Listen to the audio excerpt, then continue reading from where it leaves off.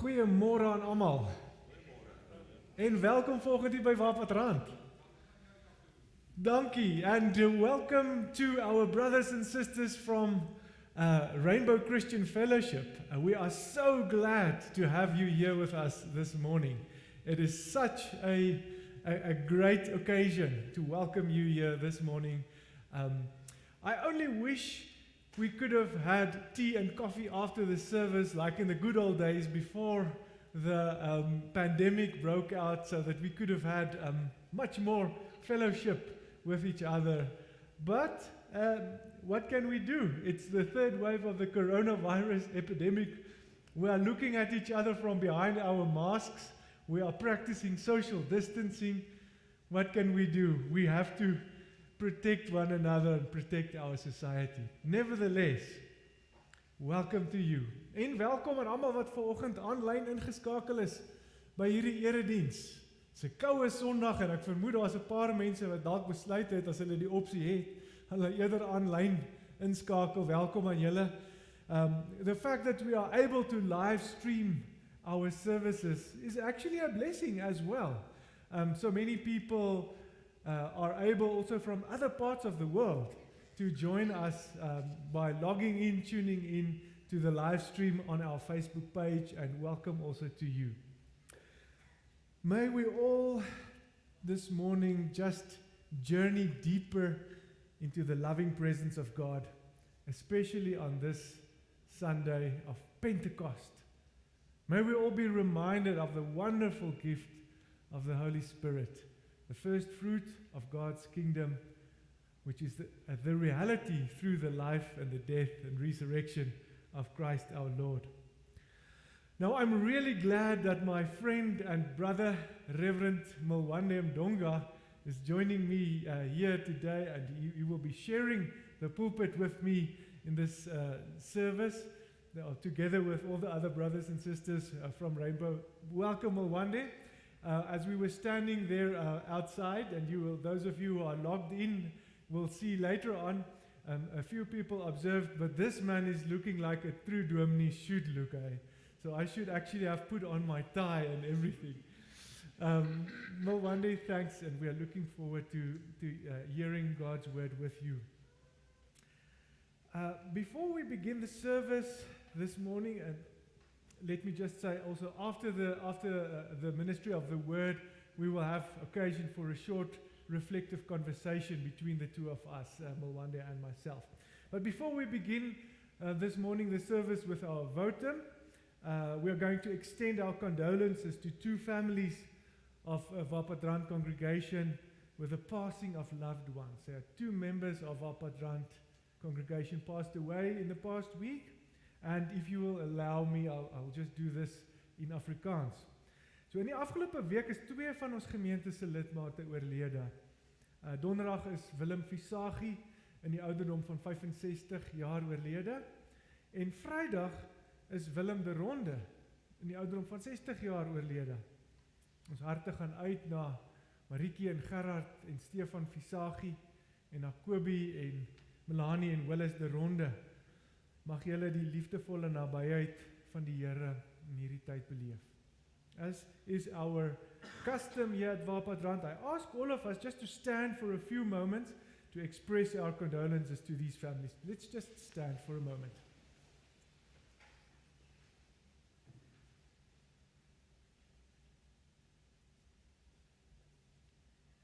Thank you.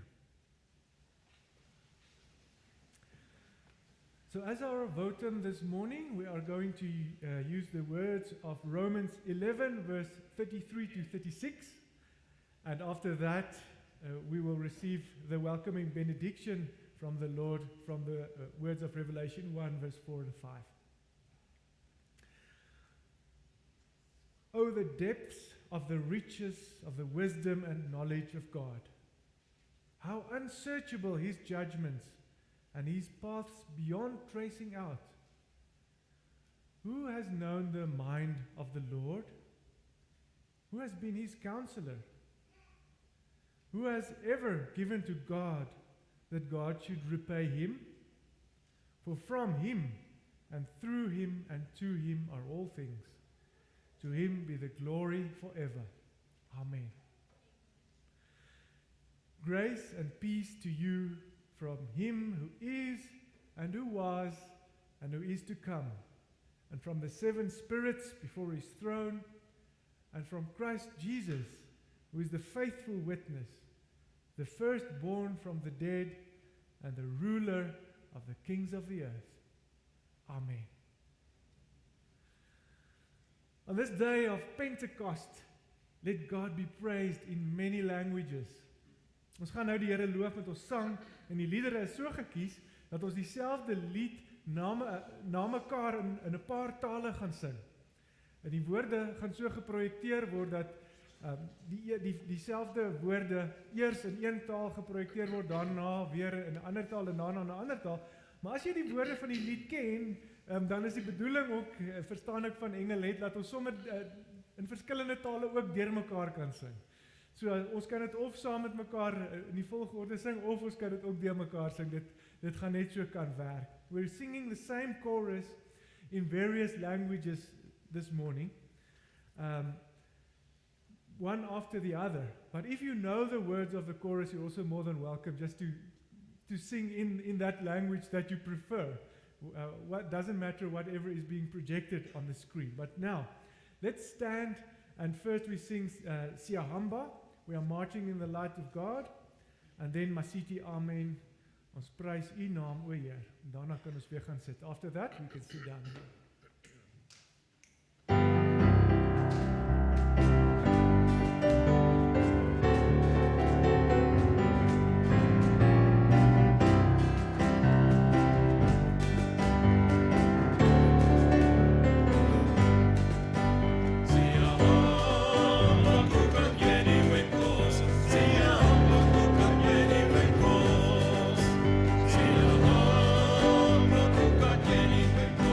See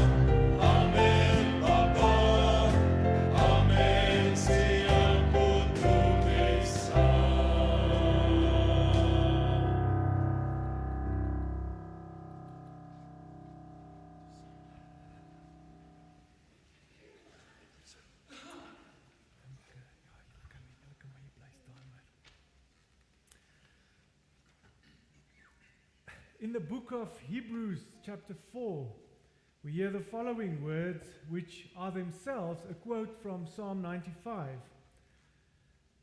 Today, if you hear his voice, do not harden your hearts.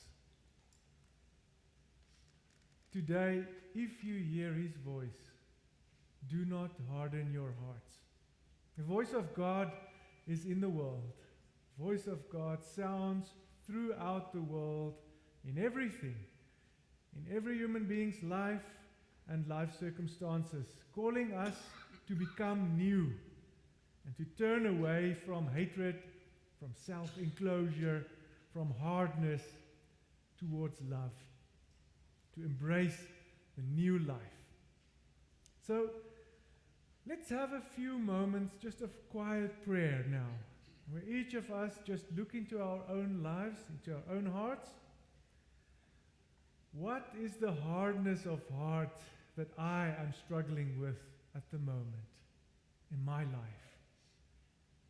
What is keeping me from living this new life? Where am I stuck at the moment? Let us lay this down before God in prayer. Today, if you hear his voice, do not harden your hearts. A few moments of quiet prayer.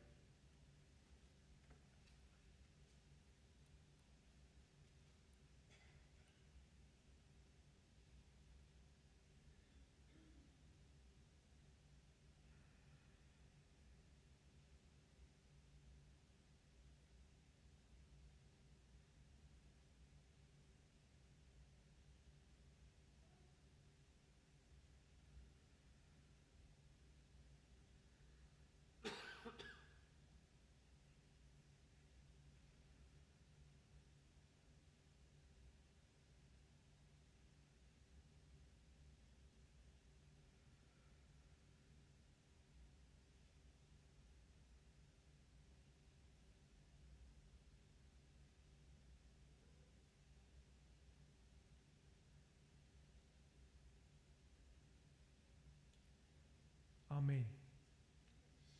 And let us remember, as Hebrews goes on to tell us, that we have a great high priest, Jesus Christ, who walked this path of openness to God, open to the call of God, in our place, in our stead.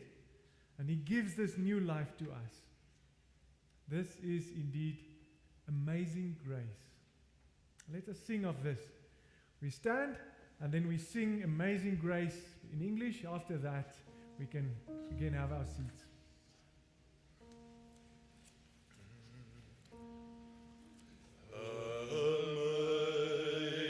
Amazing grace, how sweet the sound that saved a wretch like me.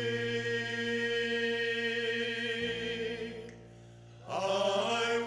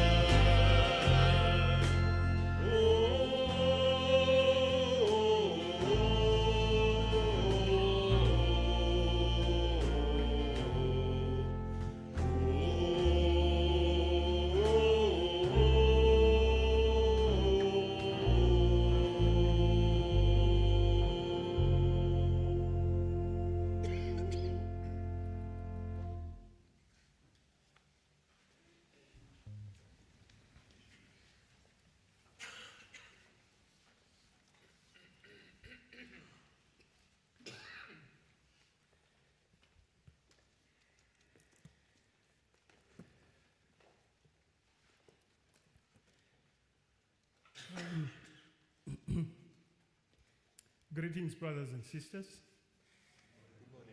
In the name of Jesus Christ, I greet you all.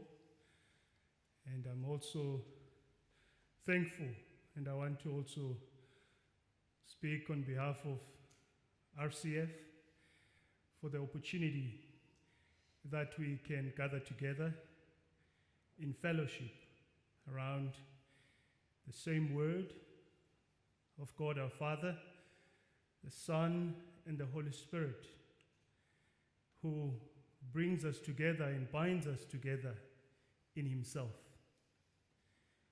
And that we can also, as a symbol of our oneness in Him, that we could have such opportunities this way. And it is only a prayer that we could pray even more for this, and that we would have a deep-rooted fellowship in Christ, and that it can also be expressed outwardly. We're also carrying the greetings, therefore, from RCF, which operates on our premises here. Listen to myself, I'm saying it operates on our premises, at Wapatron's premises. We greet you, brothers and sisters, and happy that we can meet together this morning. I'm also thankful that others would have observed that I look more like a Domini than Elder Hiago.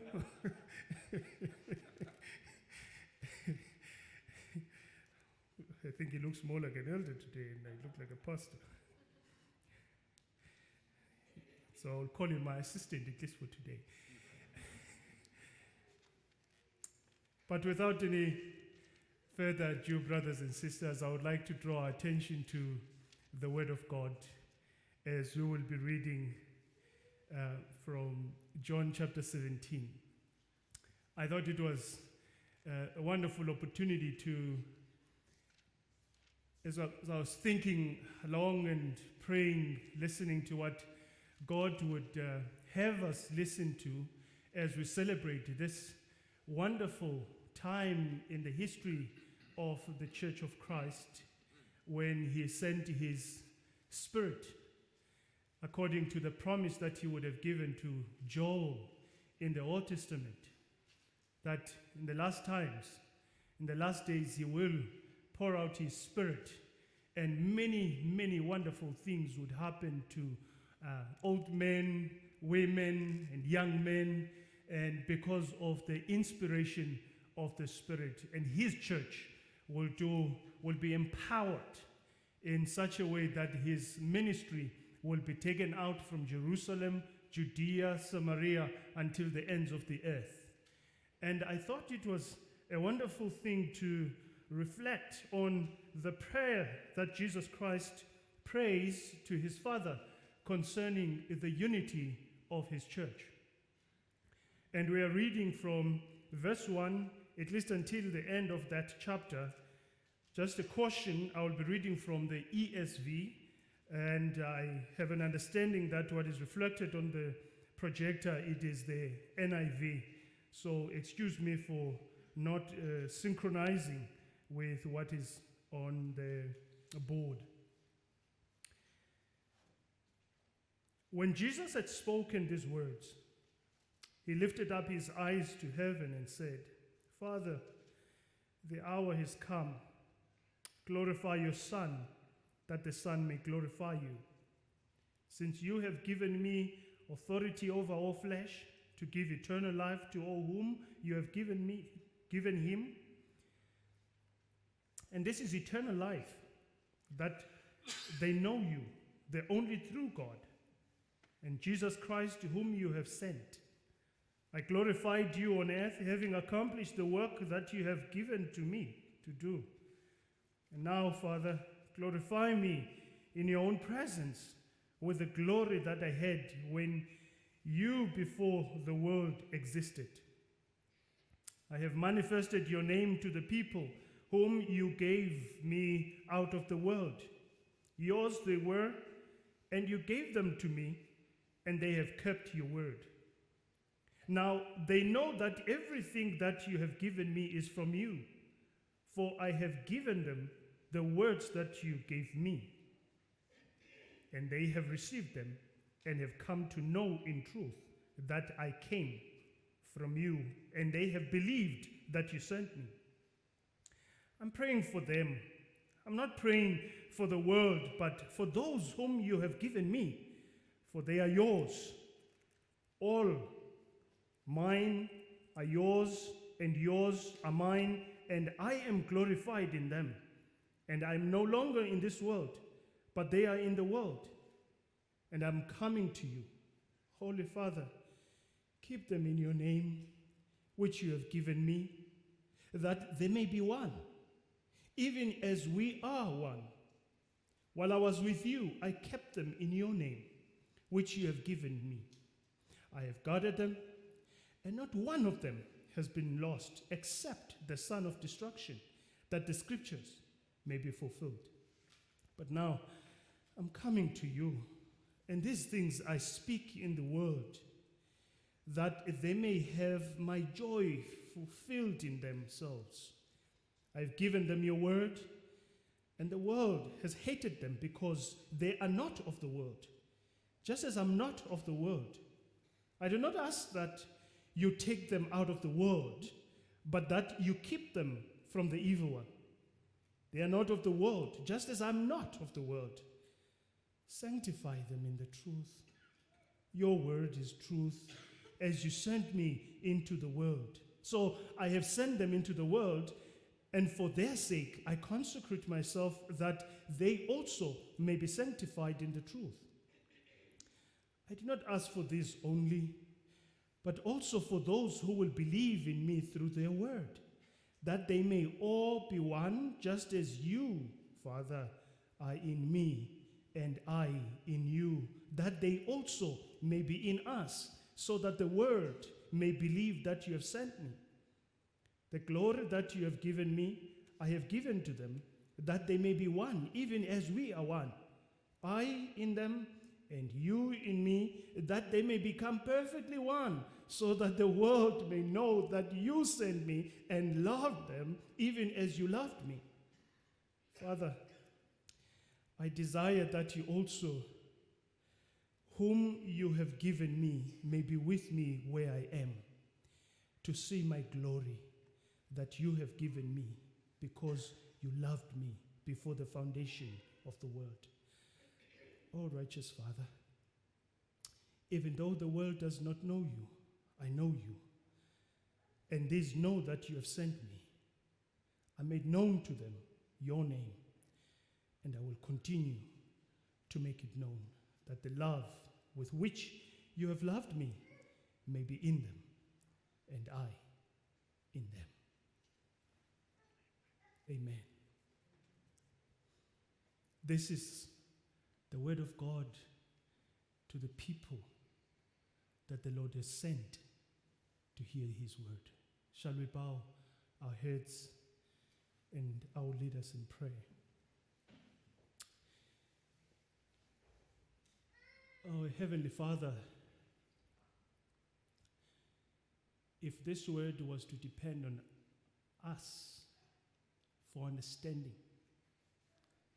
if it was to depend on us for interpretation,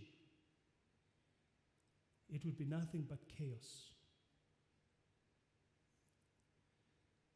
For we do not know your word, and we cannot interpret your word except you, by the power of your Spirit, give us an interpretation,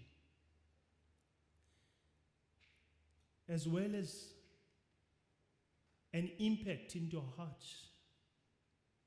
It does not depend on our wisdom or preferences, that it changes this in our heart or that in our hearts and minds. But it is all because and controlled, and it is within the ministry of your Spirit. And therefore, Lord, we invite you to help us during this time of the discussion of your word. May you grant us the unction of your Spirit, so that it first carries your servant who's bringing the message that you want us to hear this morning. And also help us so that we may hear your word, may we hear you speak to us, and that it may have a great impact in our hearts. Lord, we pray that it may not be just another routine that we have heard the word, we've prayed to the Lord, but that it might have a reviving impact in our hearts so that we may not be the same as we hear you cleaning our hearts, encouraging our hearts, confronting our hearts, rebuking our hearts, and also binding us up, even when we would have found that our hearts have been wounded, but you will bind us together with your word. You will bind our hearts and mend them by your word. I pray that your name may be glorified as we listen to your word. In Jesus' name, amen.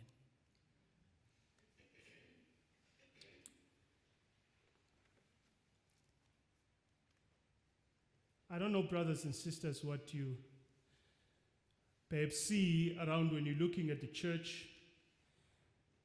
in the world, and the church perhaps even in your own country. When you look around, do you see one holy universal church? When you are confronted with the divisions that we see in the whole world, the church being divided right in the middle, sometimes you feel like it is divided into bits and pieces, and what we have or holding on to, it's maybe a little bit of that other division and that other split. Do you have a sense of one church when you are considering the church in the world? Or maybe you feel like me sometimes when I feel like I think the church is too divided, it's too broken up. And for instance, I think you would take cognizance of what I'm trying to say if you consider, for instance, the joke that goes around within the Afrikaans community. For instance, because they would say you leave 2 dominees or 3 dominees in an island. And when you come back maybe a few months after that, you are sure to find 3 congregations and 4 political parties. I always laugh at that joke. But that's not just a joke within the Afrikaans community.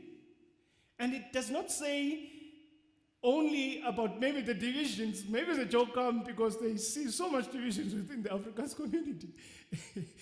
But it speaks so much about the reality of the world. I think you may just go down the road again, you're going to find another church, and you find maybe within a space of maybe 2 kilometers, you're sure to find maybe 7 churches more. Maybe that would be promising this and promising that and promising that particular prosperity or health here, maybe doubling of everything that you have, for instance, and that, because that's part of what we are confronted with in the world. And there's so much promises in the church that you're not necessarily finding in the word. Everything doubling, your cars will double, your bank account will double, for instance. Your children will double, your wives will double. I'm quite sure, and I'm hoping that your wives don't double too. But that's a sense of what we are getting in the world. The differences, the tensions, and maybe even the diversity or the uniqueness that we see within ourselves is not appreciated as something that is designed to help build the church, but it is rather received as something to divide us and to distance ourselves from each other. Because for the most part, even in our own groupings, we group each other according to what is comfortable with us. And even when we look at each other, the first thing we look at each other on how different we are to each other or from each other, instead of how, because there are so many commonalities about us. But those are not the things that we would rather entertain, but how different you are. For instance, one of those is how we refer to each other, right? First thing that comes across when you're looking at me or when I'm looking at you, I'm speaking to a white person, right? Or you're talking to a black person, right? And that's a reference of division. That's a point of division. Because you're not the same as me, so this is the label I give to you.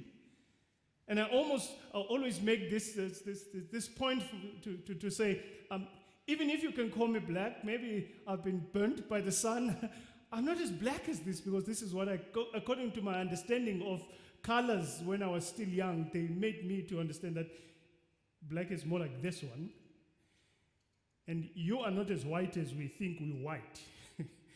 Because white is more like the screen, except for the color.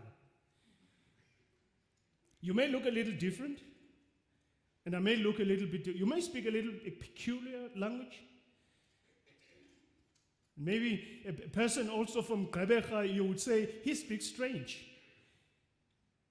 But Christ is so concerned about his church, and that's what you discover from John chapter 17. And he does express it in prayer.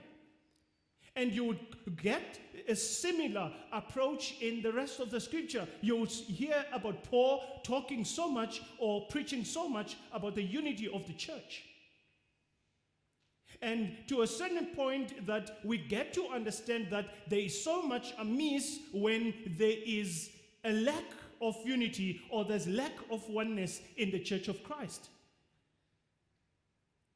I'm getting more and more convinced, brothers and sisters, that at least the church in South Africa, if you can limit ourselves to where we are, but it applies to the church in the whole world.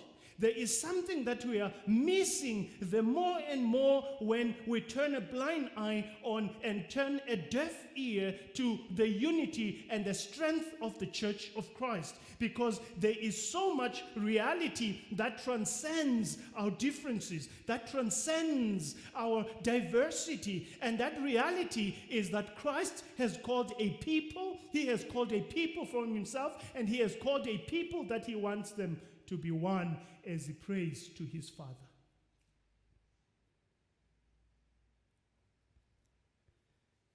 And then he asks the Father, I pray for them. May you keep them as one. Now my question that I would like to probe with you, brothers and sisters, is that, are we one? Are we united?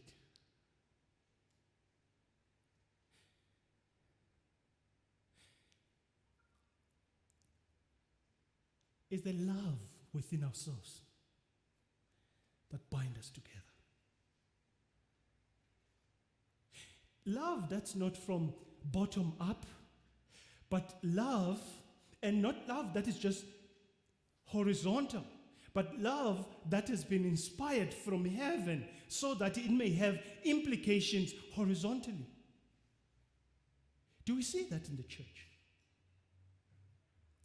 Even in the homogeneous churches, do you see that? Like one language churches, one race or one culture churches, are you one in your church, in your congregations? Is the church one? Is that what you see? Or you see divisions, even in the church, that can be perceived as one. Maybe another one is thinking, we're all reformed, so we must be one. We may be in the same denominations. We may share a denomination, but still lacking the unity.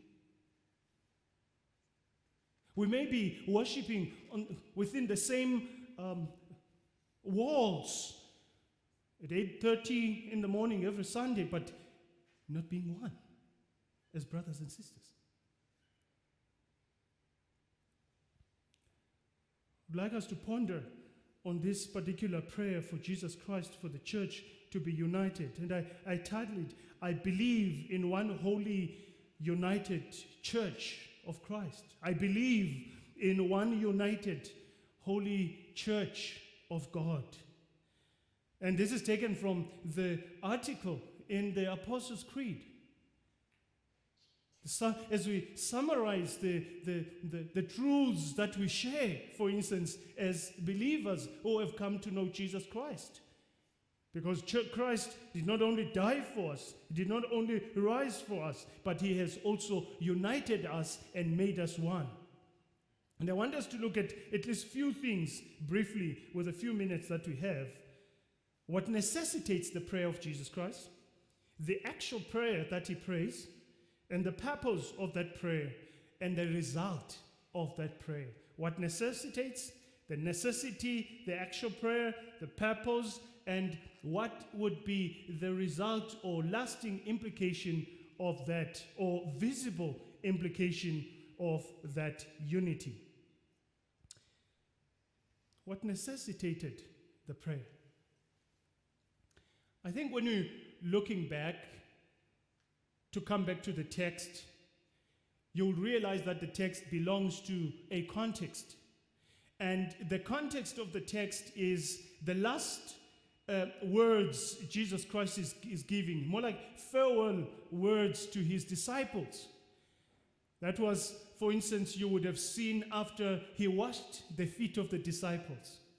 And then he begins that discourse from chapter 14, for instance, and it goes through to the end of that prayer in 17. And then quickly after that, you could see that it goes to chapter 18, and then everything changes. So he is realizing, or he is aware that his journey with the disciples is ending. Especially because it's even amazing how he speaks of his time. He speaks in the present tense as if he has already left. He has already gone to the cross. He has already has been raised from the dead and has ascended into heaven, because he says, I was with them. He speaks in the past tense. I guarded them. I kept them in your word. As if, as I was here, now he speaks as someone who only visited them for a very brief moment, but is going back to heaven. And then he says, if you're looking at chapter 18, that he enters into the climax of his suffering.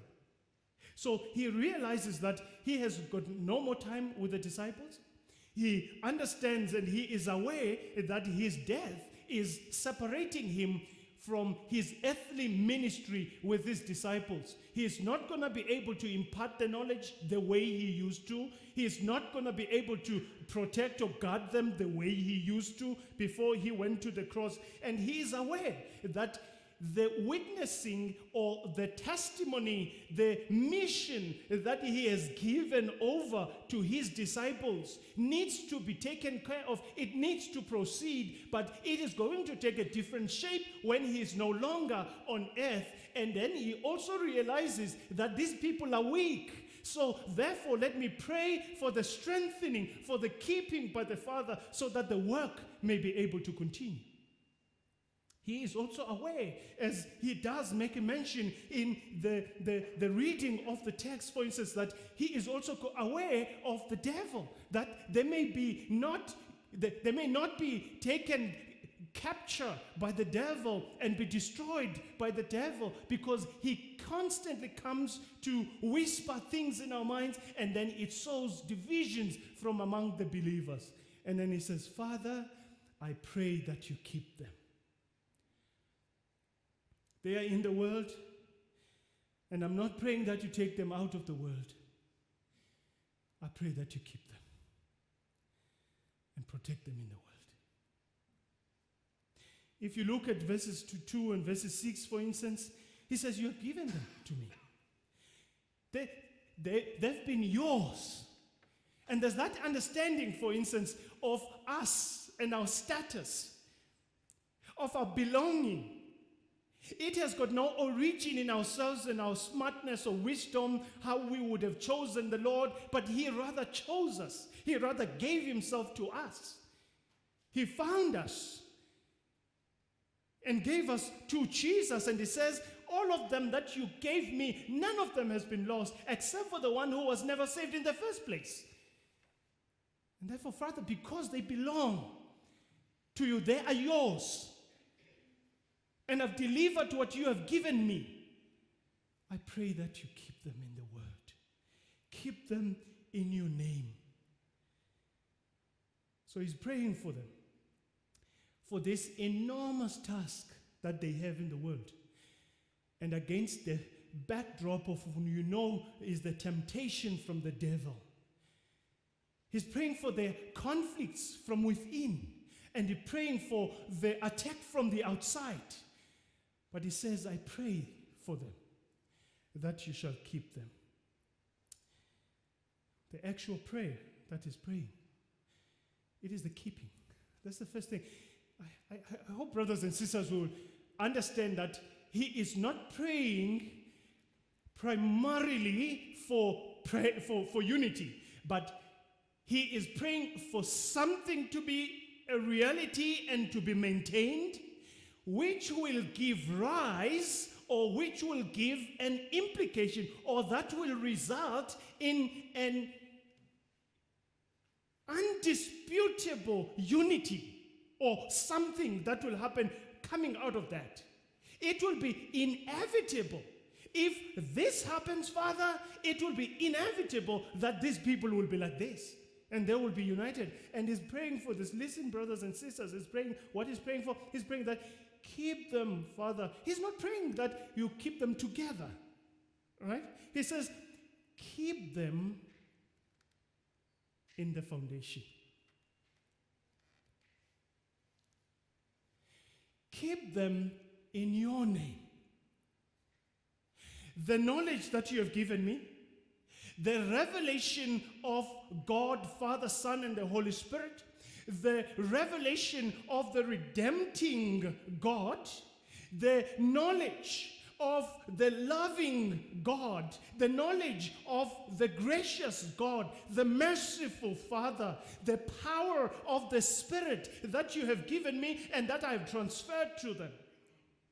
The knowledge of salvation that only belongs to God through Jesus Christ, who sent his Son, who loved the world so much that he gave his Son to die in the place of the world, so that whoever believes in him will have life and have it in abundance.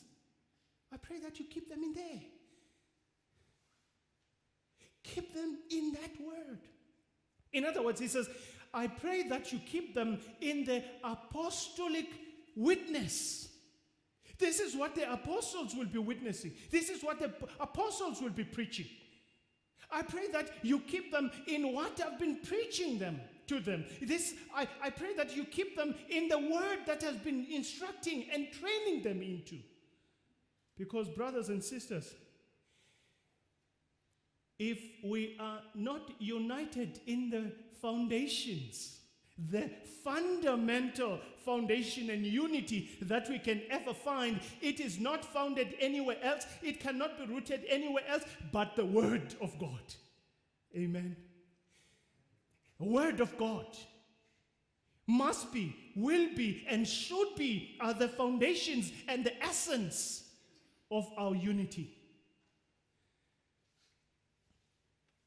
That salvation alone is by grace alone, through faith alone, in Christ alone, so that not I be glorified, but God be glorified.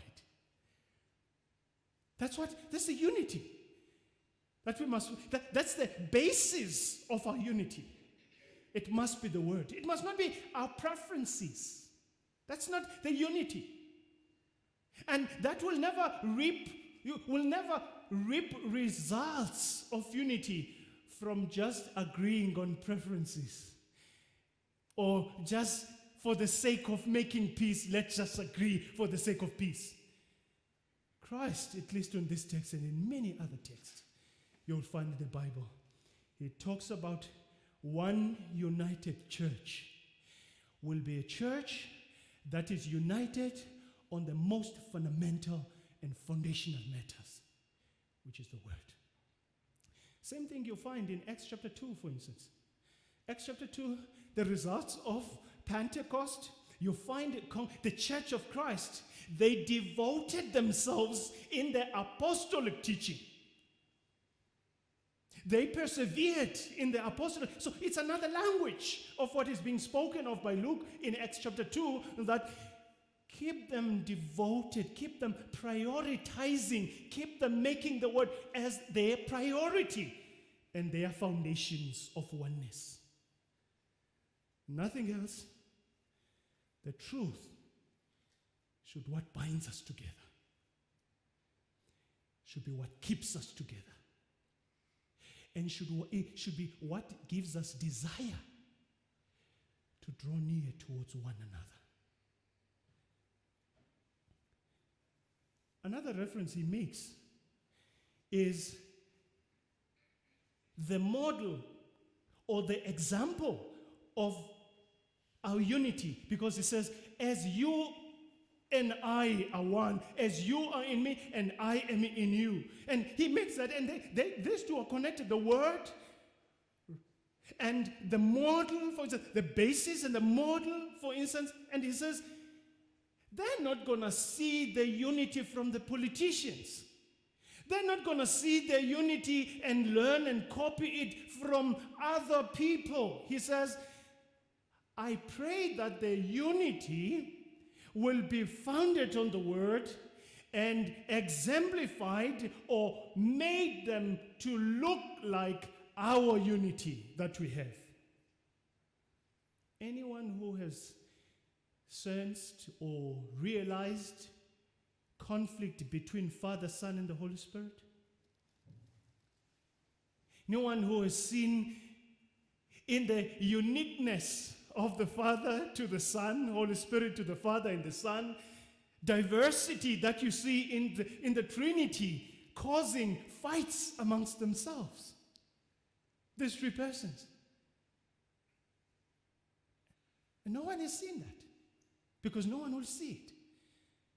And Christ prays and he says, Father, I pray that their unity will be founded on the real things, on authentic things, which is the word, and that it would look like our unity.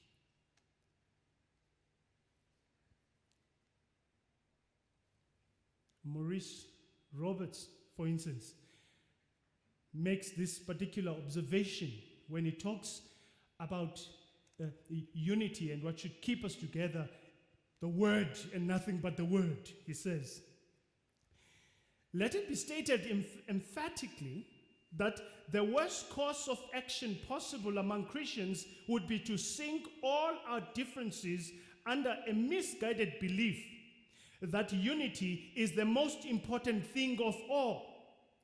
Unity without truth is a unity under the headship of Satan, not of Christ.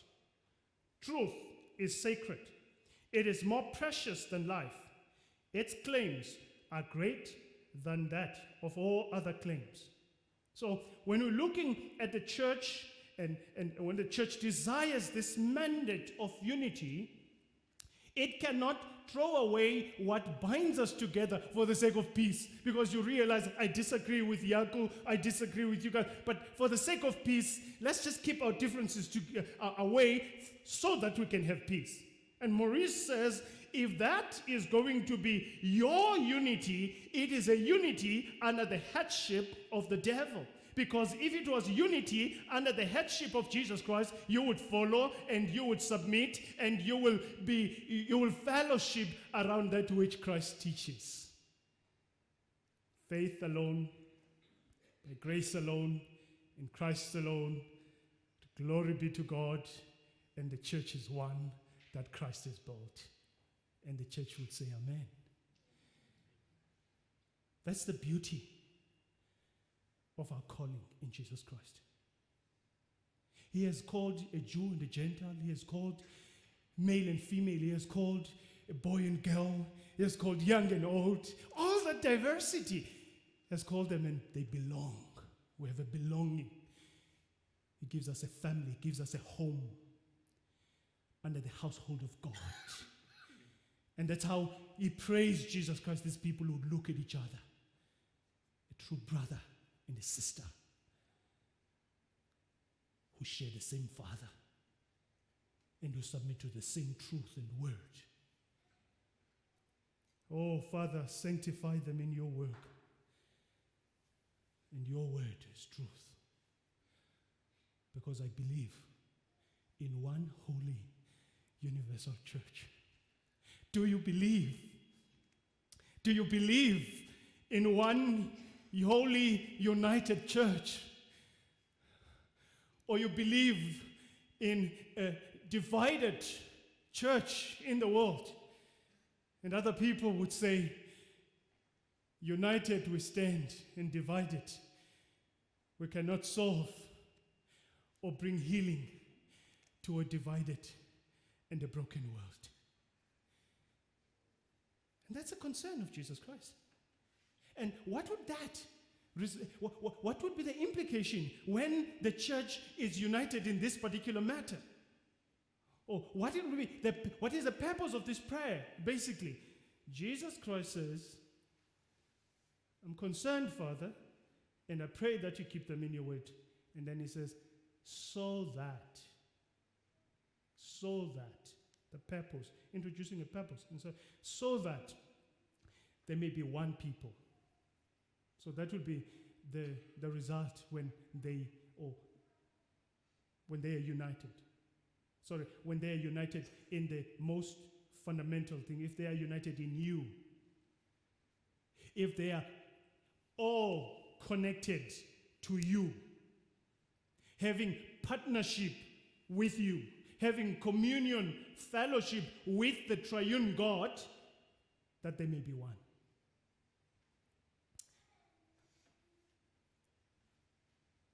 Like I would have said earlier, you'll find in so many places about this unity spoken of in the Bible. You would find in 1 Corinthians 10, talks about the same unity in the participation in Jesus Christ. The cup of blessings that we bless, it is not a participation in the, is it not the participation in the blood of Jesus Christ? The bread that we break, is it not a participation in the body of Jesus Christ? Because there is one bread. We who are many are one body, for we are all partakers of the one bread. Ephesians chapter 2, verse 22. In him also we are being built into one dwelling place of God by the Holy Spirit. We who are being many and diverse are being built into one united, one organ, one body of Jesus Christ. Ephesians chapter 4, verses 4 to 6. There is only one body and one spirit.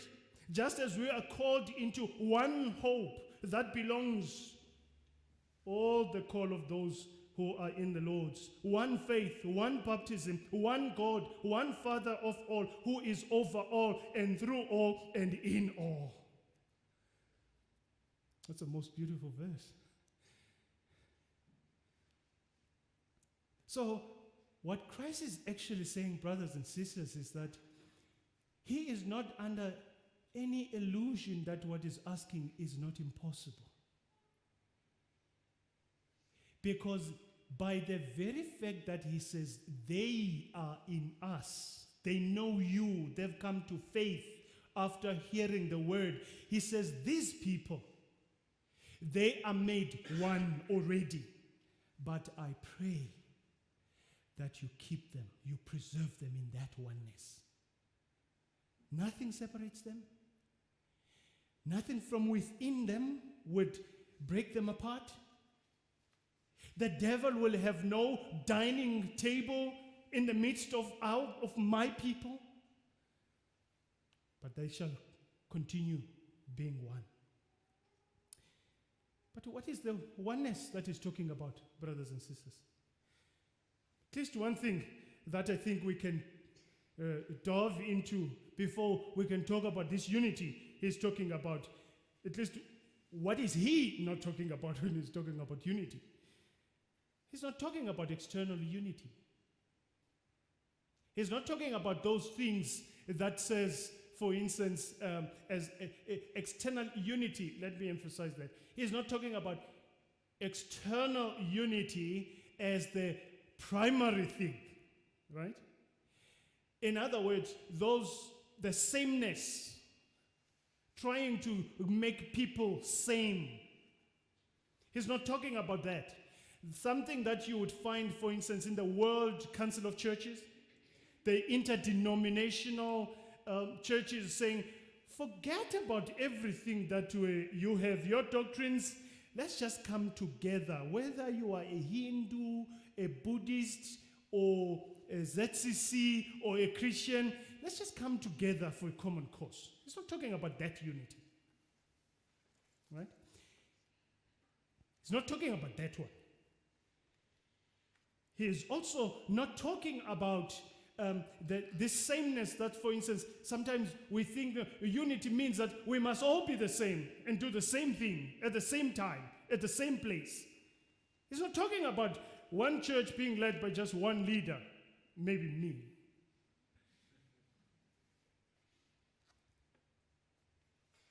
He's not talking about that.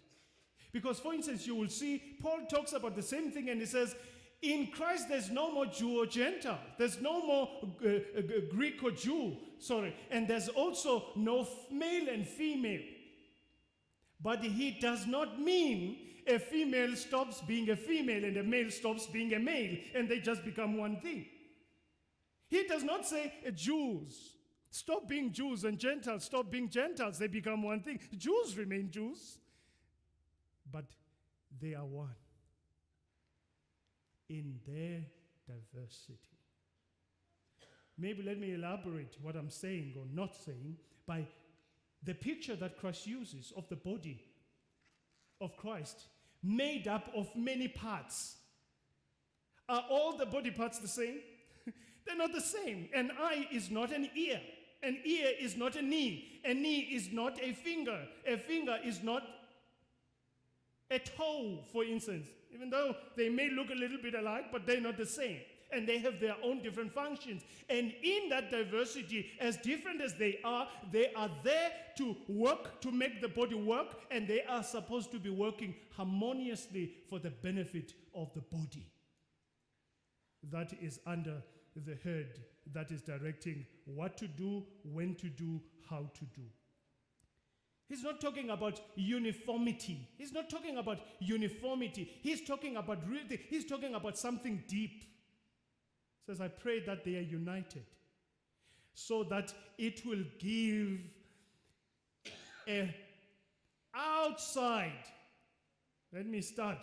He says, I am not praying for these outward things because they can just be a whitewashed tomb, for instance. It can be just a routine, but I pray for something deep, which is unity in you and I, Father, and unity in the Word, so that it will result in the people being really united in love, being united in mind, being united in heart, being united in purpose, being concerned about each other and supporting each other and having an interest in one another and having a fellowship with one another. That is not pushed, but that comes from deep down our hearts. And he says, that's what I'm talking about. Not some expression that's outside, but something real that will give rise to the expression, to a practical, to a visible unity. Let me give you another example of love. For instance, Paul would talk about, or Peter would even talk about love. Love one another, right? And then he says, greet one another with a holy kiss, right? So there's a command. There's an implication of being united, and he says, you are united, you've been brought together by virtue of being united with me. Now I pray, so I command you to love one another so that they may know that you are mine. And then the point I'm getting to is that he would call the congregation out, or the church, to express it. So the expression is physical. The command is should be something that's in the heart, but it must be expressed in the hugging or kissing, whichever culture you are coming from, that may apply. So what is Christ saying here? He's basically saying, may they be one in the word, so that it may be visible in how they think of one another, because their hearts are so full of other people. Say, I so love my brother, I love my sister. I'm concerned about my brother, I'm concerned about my sister. Something that does not come from the outside, but it's influenced by something that is within. Christ in you, our hope for our unity. The word of Christ in you and I, our hope of unity. He's very specific. He says, I'm not praying for the whole world. I'm praying for those that I know, for those that know me.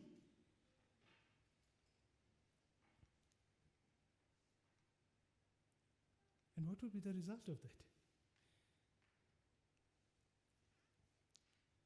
And this unity. And he says, in spite of all the differences that you might have, political, racial, tribal, language, social status or class, rich or poor, male or female.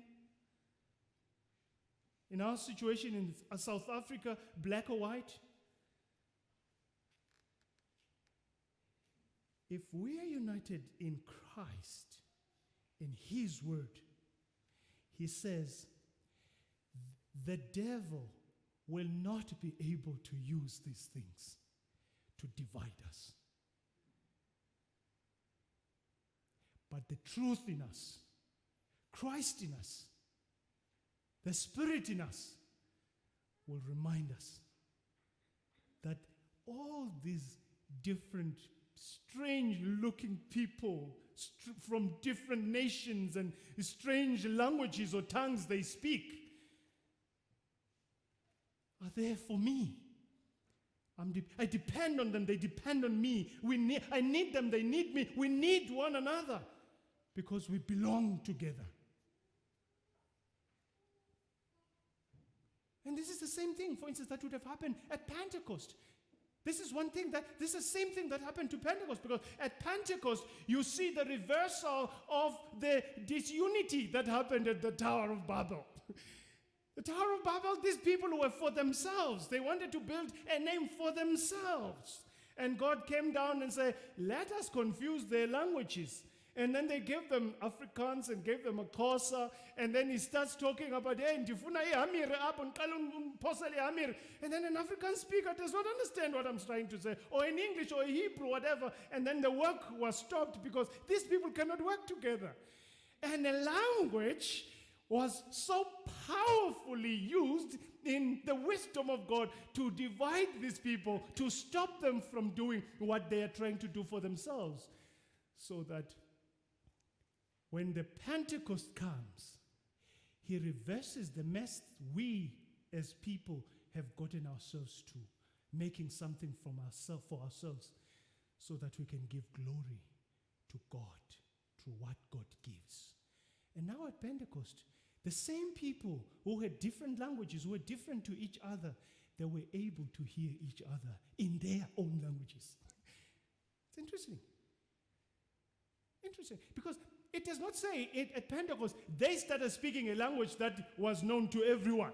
It says they had an ability, And it is speaking to something that Jesus Christ would have said to the disciples. And he says, I will give you the Spirit that I had promised, and you shall be my witnesses here in Judea, in Jerusalem, Judea, Samaria, until the ends of the earth, because you would have been enabled.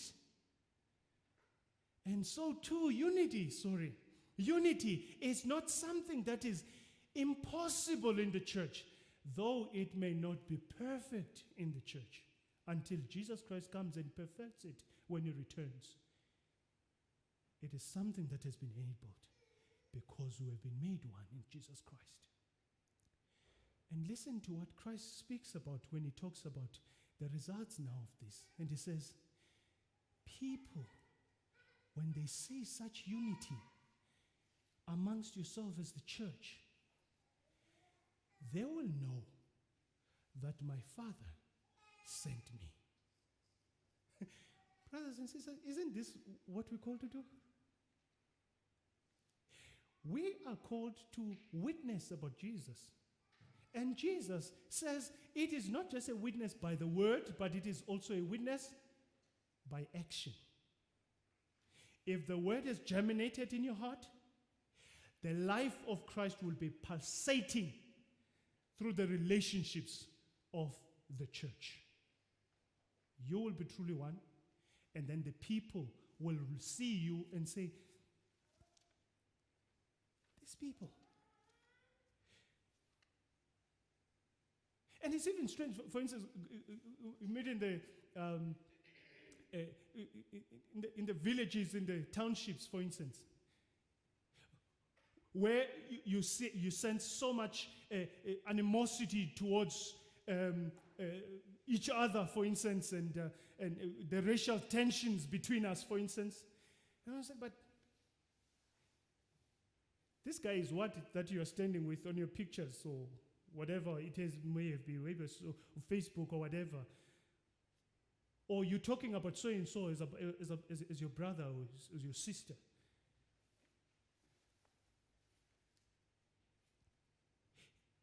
The world notices. And the world will notice. That's what Christ is saying. And they will know that these people are different. And they will praise your Heavenly Father in heaven. Do you believe in the one united church of Jesus Christ? Not the same, not uniform.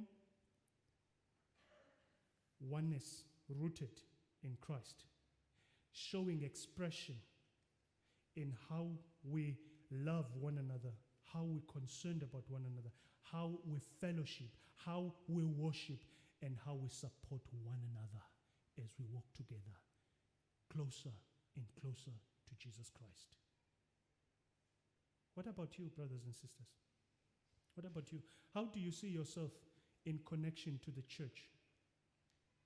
Connected to your person next to you, the church next door, churches next door, churches in the whole world. Are you one? Do you consider yourself as part of the body of Jesus Christ in that sense, that that person is your brother, is your sister? Because Christ believes in one united church. Let us pray.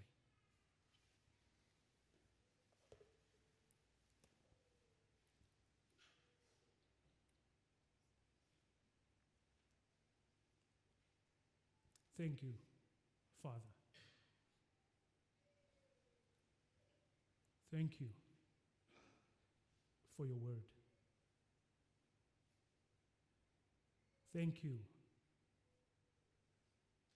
that you still care enough that you give us an opportunity to hear you speak. May there be no time in our lifetime when you do not speak to us, for we shall perish.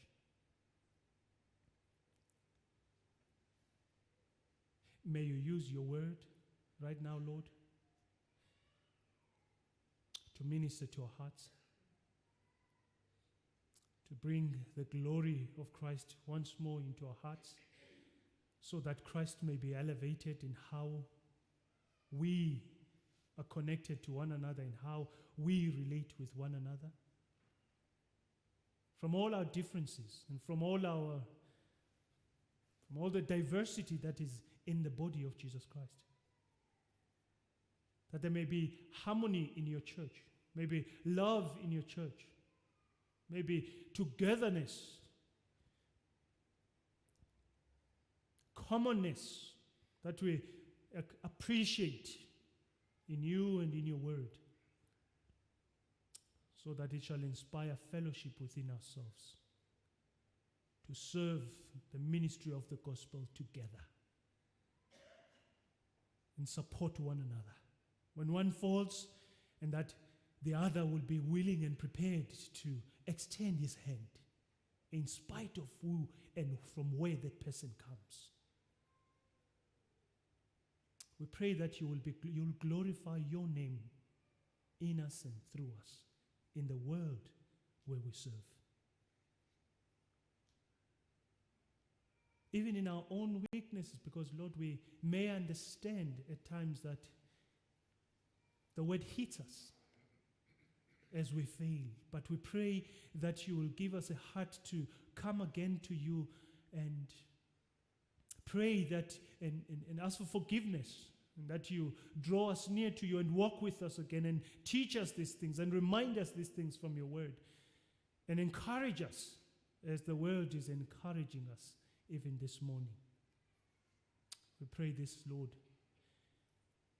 thanking you for this time together in fellowship, so that even the onlookers may see these efforts at Wappetrand and that they may be drawn to the God that is being worshipped at Wappetrand.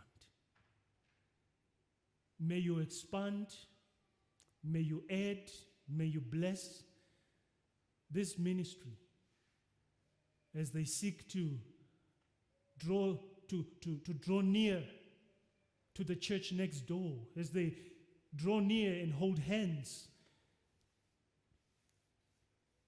finding their place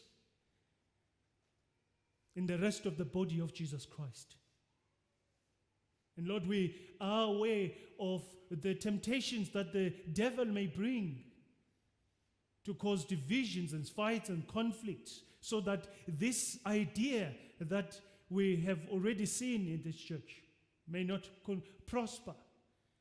We pray that those arrows pointed at the church will be thrown down by the power of your Spirit, so that these moves will bear fruit of the glory of Jesus Christ.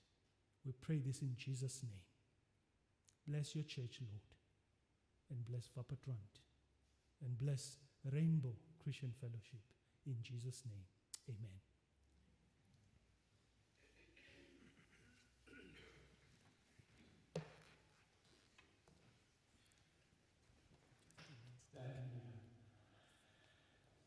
I think all of us can say amen to that prayer that you have prayed just now. And we really thank God for that reminder from the word that's been ministered to us today of where our true unity lies, in that foundation, in Jesus Christ Himself, who is the truth. So thank you so much for that.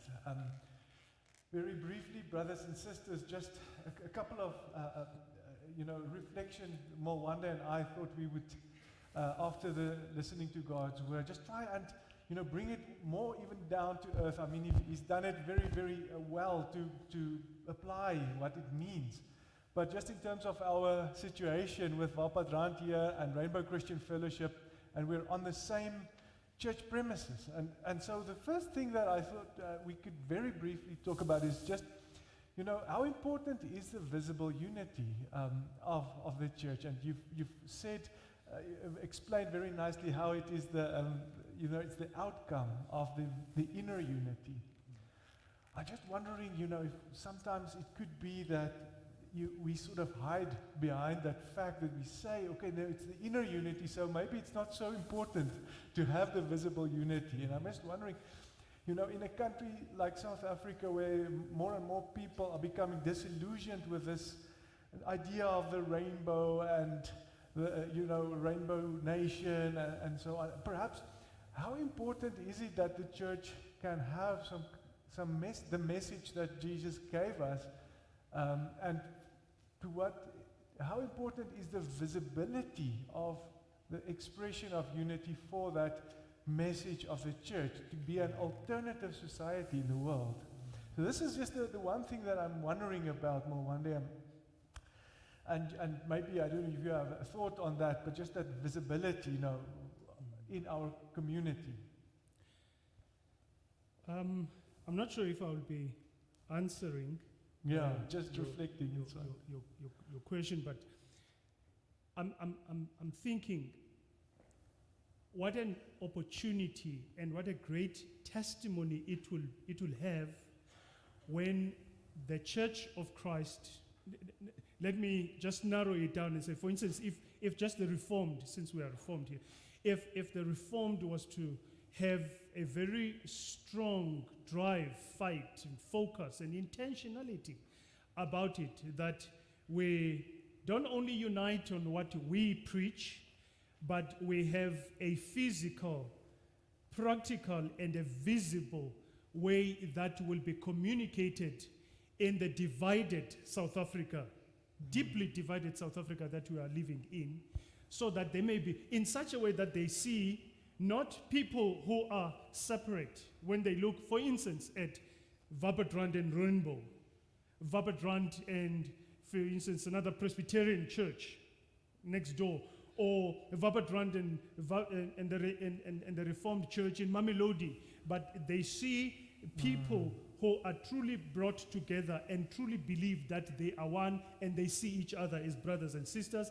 They work together, they serve together, there is deep, sincere love amongst ourselves about each other, not from one side of the two relationships. Because on the other side, there's a lack of understanding in those relationships where there's one side that is pushing and then the other just receives. For instance, to see this, because I was in a conference, for instance, of leaders, city leaders bridging gaps, right? But it's an initiative of another church altogether. And then part of the resolutions, say, let's talk about resolutions, right? And what can we do? What are practical things that can we do to say we're bridging gaps across races? And then some voices were saying, we must share resources and stuff, then we will see. And I was saying, brothers, we will miss an opportunity of a true unity if we were to start thinking real unity is going to come by sharing resources. Because there's always this idea of, because you're from the East, you have. And for instance, I'm from, let's say, Hammanskraal or Mamelodi, I don't have. There's so much that I have that you don't have if you come from the East. And there's so much that you come from the East that you have that a person from Mamelodi or Hammanskraal does not have. But we have, and we can benefit from the haves and not haves, because there's ones, they don't have what you have. You can learn something and get something from them. But it is not the getting and giving that is the base of the unity. If we can give our hearts to each other, then that will show where we come from and who's our Lord. That's it. I agree. And perhaps what I hear you saying is that we come together around shared projects of ministry, and because when we are together, working together, and each bringing their own gifts, then the unity comes organically. It just comes out of that. Yes. I am just worried, at the moment, Mwande, what is the message that we are sending to our environment at the moment? There are two Reformed churches on one premise, and they don't have much to do with each other. So I'm wondering, what is the message that we're sending at the moment? And is that message And so I'm sharing just my discomfort. Is that message really different from the dominant narrative in the country of people retracting back into their own identities, living in silos? So I, for one, am feeling really addressed by God to say, but we must do some introspection. And I'm just talking now from the side, maybe from being a member of our Padrant congregation. We must do introspection about that message. Maybe we need to be much more intentional about what's going, what we can witness to our environment. I'm thinking as well, Brother Yaku, I'm thinking it's not only from the side of Wappatrand as well, even from Rainbow side. I think we should also have the same view and introspection and say, are we truly though? Is this the witness that we're giving out there? We can only be good neighbors and not truly united. Not serve together, not minister together as disciples sent into the world to minister the goodness, the grace, the love, the salvation through Jesus Christ in a practical and visible way, together, holding hands, and not being good neighbors. We shall pray for that. One day, finally, because I think our time is running out, will you just share with us, just very briefly, what are some of the things that are making you excited at Rainbow at the moment, so that we can just get to know our brothers and sisters better, Maybe just share very briefly with us a couple of things. I hope this is not going to get me into trouble with the rest of the congregation at Rainbow. But what excites me the most is, please don't leave and look for another church. What excites me is the kids that the Lord has been bringing to Rainbow. I mean, we have a lot that sometimes we don't even, we run out of hands to teach these children. They're numerous. They come in buckets, and they want to be here, and they want to be here for something.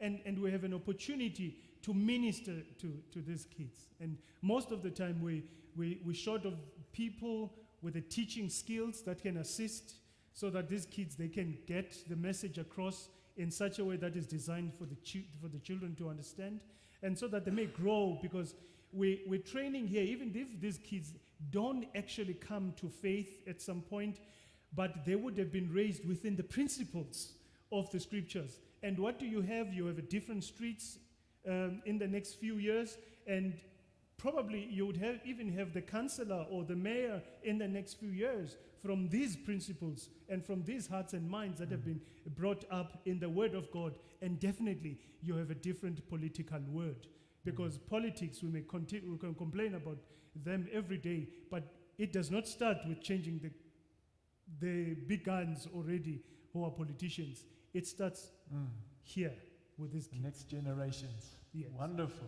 Hey, Mwande, that is very exciting. Yes.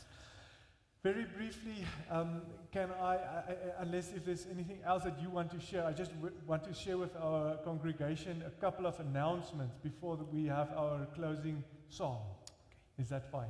That's all. All right. And then Mwande will lead us in the closing benediction as well.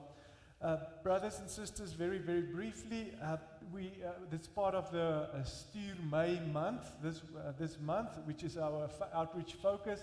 So just have a look on the electronic media also, and on the slides there, and you can let the slides roll while I'm talking about our Burundi mission as well. I cannot say much at the moment because we're more or less out of time. Wappatrand has been involved with Burundi for a long time. And also supporting Reverend Ruben Safari of late. Now we've changed the mission support, where Wappatrand in the past was the main sending church, the main leader there. Now we're only in a supporting authority capacity. But if you are still passionate about that, definitely the financial support of that is continuing. Stadbouwers is our theme of the year, and for our Rainbow RCF brothers and sisters, Stadbouwers means building the city. So trying to do very practical initiatives to erect monuments of hope, in our country and in our environment. One of them is to get economic activity going. So you will know that we've been trying to get fresh meat from the Free State, from Mishu Day farms to here, and it's going to start, but we have a pilot project around that, and it has to do with 2 cows that has been slaughtered. The meat is coming up shortly, so there's still mincemeat and wors available. And some of our congregation members, if you want to order that, just tell us a little bit about the flavor of the wors, and if it's hitting the mark, speak to Anlia there at the back. She's sitting there, or also at the church office, but it needs to be tomorrow morning, or tomorrow. It's the final time for that.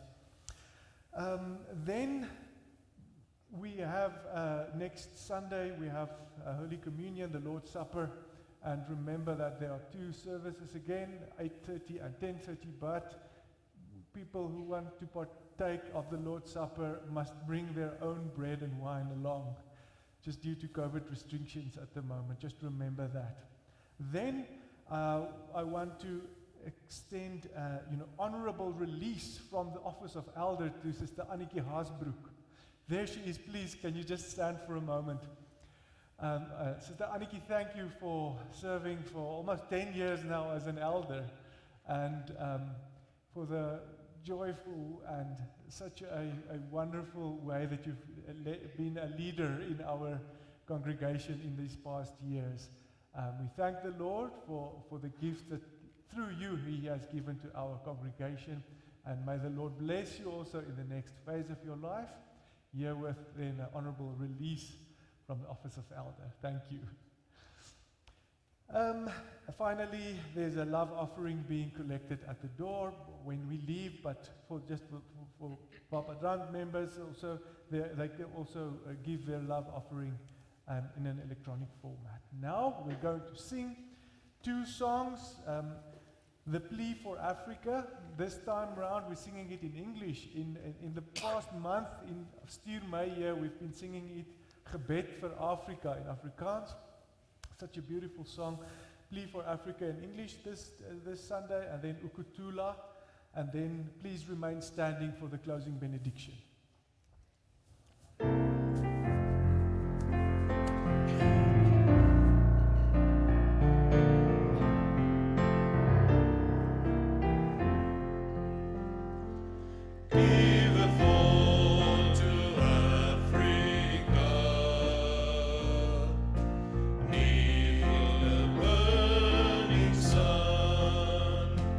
There are oats of weary heart.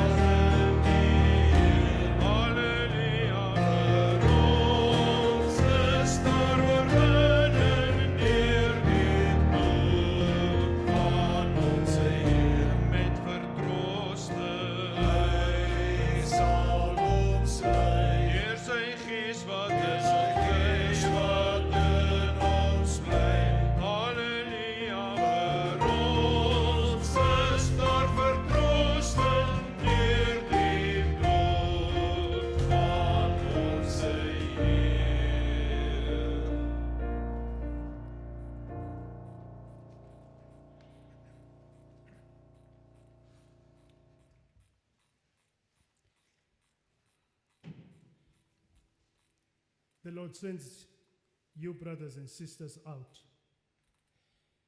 Die Here sal julle seën en julle beskerm.